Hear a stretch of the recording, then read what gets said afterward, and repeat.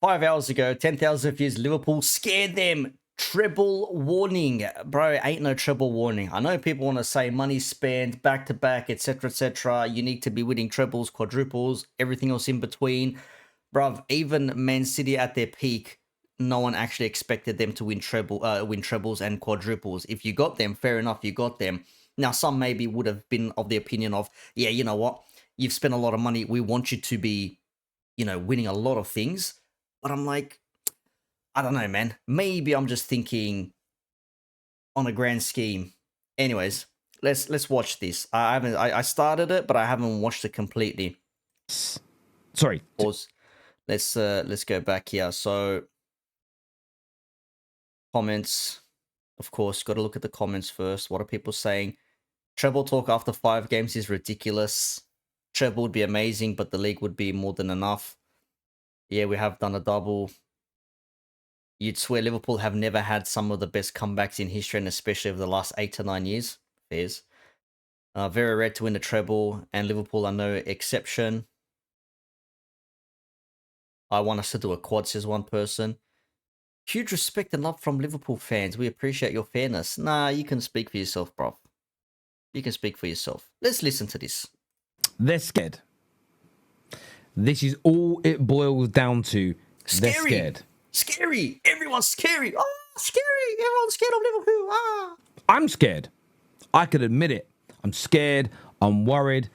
Because we're aiming for 21, and then your whole greatest ever manager's legacy is down the toilet. I have huge levels of... Exactly, Maisa. It's not exactly something that you can just pin on anybody. It is a feat in and of itself to be winning a treble, competing on 3 different fronts, and winning your domestic title, a Champions League, especially in this day and age, with the extra competition you have now as well, and also going for your domestic cup as well. It's not exactly sunshine and rainbows. Concerns about the levels. Huge levels of concern about the levels. Huge anxiety. Man's got anxiety. Crazy. I often find myself about to fall asleep at night. True. And it creeps into my mind.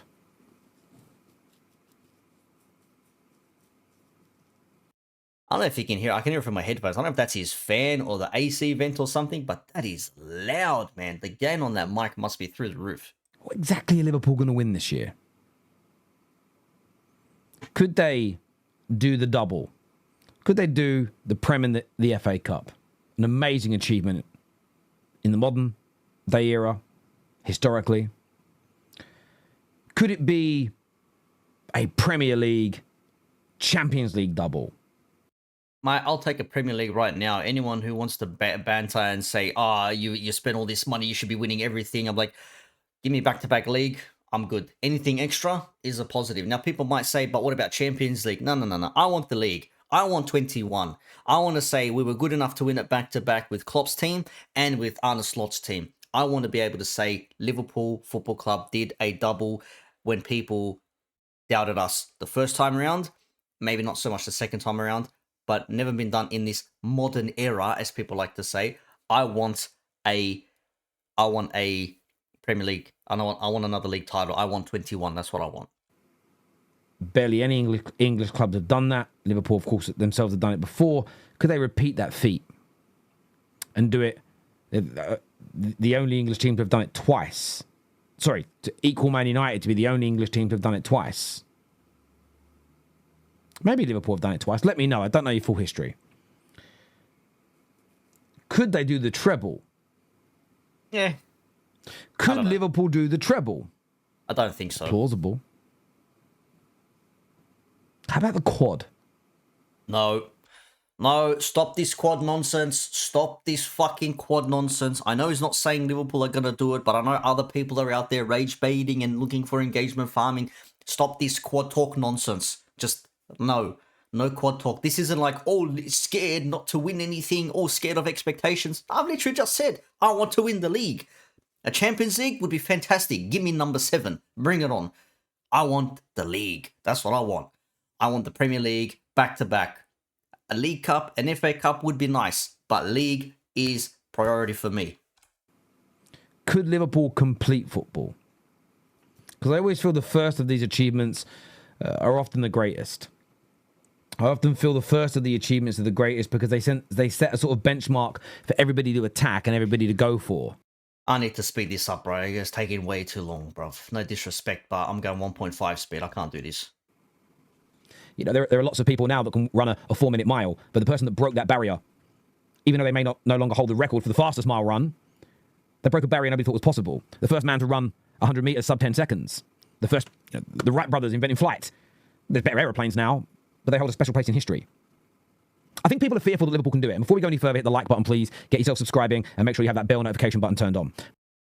So it took him 2 minutes to do his little intro and then ask for likes and subscriptions, bro. That's crazy. 2 minutes, bro. Why don't you say it from the start? But I think people are genuinely fearful it could happen. And you see that in the way people are rewriting history. How elements of the game that have been praised, lauded, celebrated for many, many a year are now being discarded, thrown away slightly. At the very least, they're being misrepresented. And it's put me in a very horrible position. Okay, I'm listening. Go on. One that I don't want to be in. But it's put me into a position where I could either join in with bantering Liverpool, join in with calling them lucky, saying they're going to be found out, that they're overrated. I could do all of this. It would be very easy. It'd be very easy to sit here and just exaggerate. Maybe not lie, but at least exaggerate. I could sit there, and you could take this tweet here that says, when Man United used to score late goals, people called it spirit. When Liverpool score late goals, people call it luck. Where? Terrifying. Oh, scary. Where's he going with this?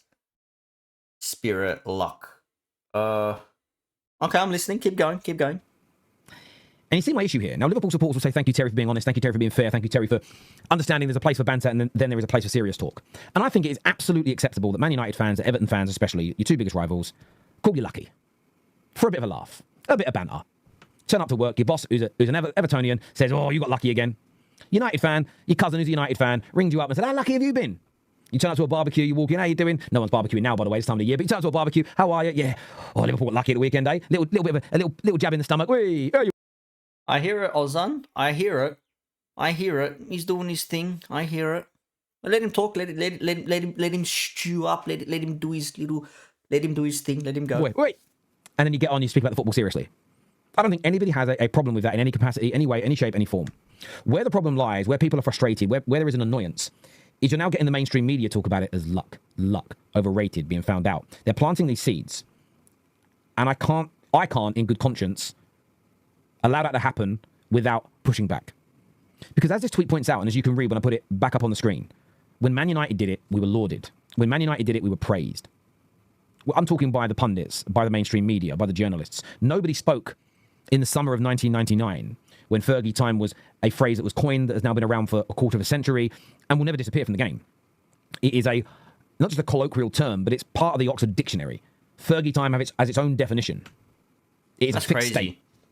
Imagine how crazy that is, bro. Imagine how crazy that is to say that something that was coined in football has now become an actual term. Fergie time, doing something in time, added on to time, like just snipping it at the last second, bro.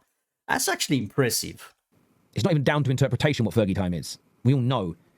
Anyone who watches football, I think people that don't know football get it. That's how important it is, culturally, to our game and to society now.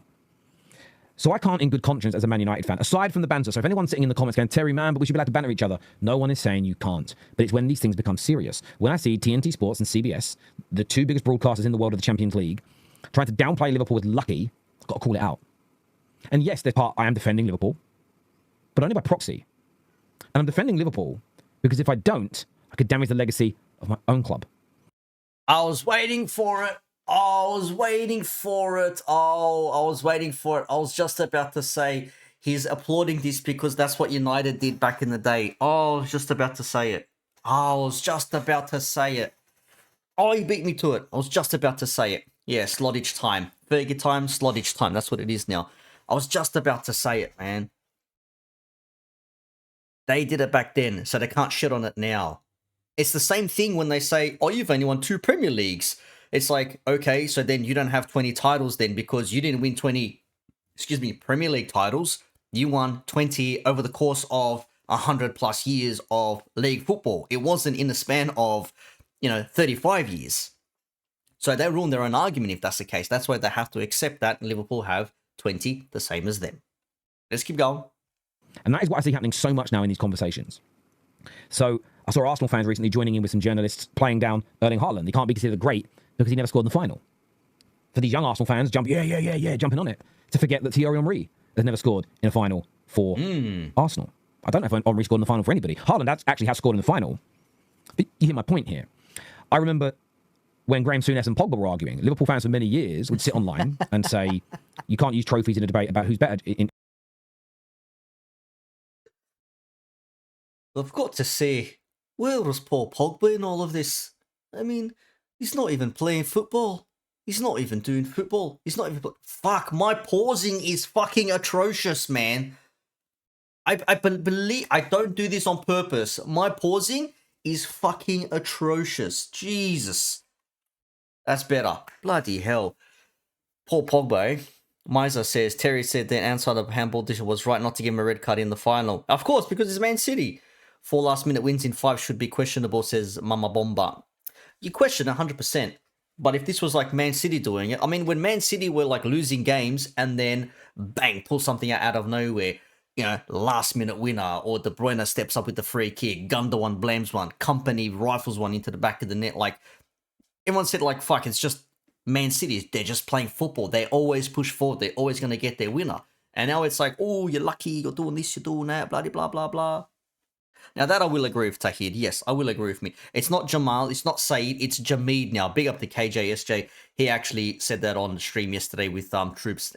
Basically said he's not Jamal. He's not Saeed. He's Jameed. His name is Jameed now. Arguing. Liverpool fans for many years would sit online and say, you can't use trophies in a debate about who's better in Gerrard or Scholes. It's not fair. Look at the teams, etc. Bears. And although it doesn't matter whether I agree or disagree with that point, you've got to stay true to that. But when Souness turned around to Pogba and said, put your medals on the table, a lot of the Liverpool fans that would debate that you can't use medals with Gerrard and Scholes were very happy to use medals with Souness and Pogba. And I pushed back against this notion because I feel as though it's petty point scoring, and it was a little bit of fun, there's no doubt. But we can't. That's what it was. We all pushed back. We all had a laugh and a joke. Liverpool fans knew it wasn't serious. United fans knew it wasn't serious. No one lost their minds over it. We're beyond that era of football punditry now, where this stuff's becoming serious. People start actually pushing these narratives. They write articles on it. Think pieces. You saw it in the summer with Liverpool with the ESAC stuff. Nearly done. Think pieces. The mainstream media trying to recategorize this as the first time anyone's ever gone on strike, when there was multiple examples. And I think as much as it is nice to shit on a rival, when there is a fun element to it, there's no doubt. I feel like it makes us all stand on a very slippery slope, which will one day make us not enjoy football as much. But that's just my view. As ever, look, I want to get your views. I want to get your... Scary, scary Liverpool. Scare the rivals. Scare everybody. Harry knows the game. He does, Sam. He's very good at what he does. I ain't gonna lie. It's what he does. Liverpool fan. That would be dream. No one will do. We're 5 games in. It's a long way to go.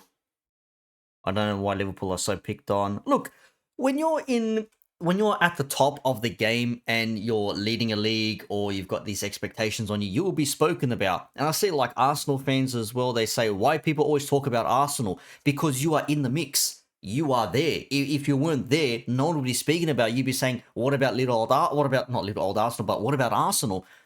You're there now. They're going to speak about you. I don't know why they wouldn't.